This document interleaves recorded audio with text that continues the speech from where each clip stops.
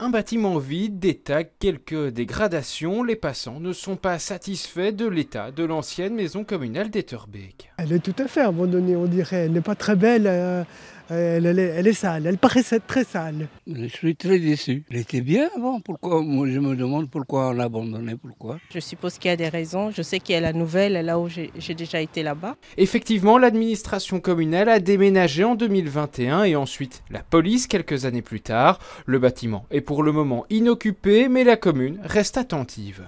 C'est pas du tout un dossier qui est à l'abandon, qui est scandaleux, avec des gens qui logent n'importe comment et sans être encadrés. On a pris des mesures de sécurisation du bâtiment. J'ai pris un arrêté interdisant de rentrer dans le bâtiment. Il y a des parties qui se sont effondrées.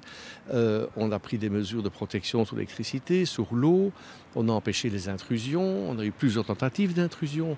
C'est au contraire un dossier qui a pris pas mal de temps. La commune veut maintenant faire évoluer son ancienne maison communale avec un tout nouveau projet. Le projet, c'est en fait essentiellement faire du logement moyen avec des critères sans doute élargis par rapport aux revenus que les personnes peuvent avoir, mais des revenus moyens, et aussi du logement social, 90%, 10%, et un espace vert central avec une possibilité de traverser pour les riverains entre la chaussée de Saint-Pierre et l'avenue Le Mans.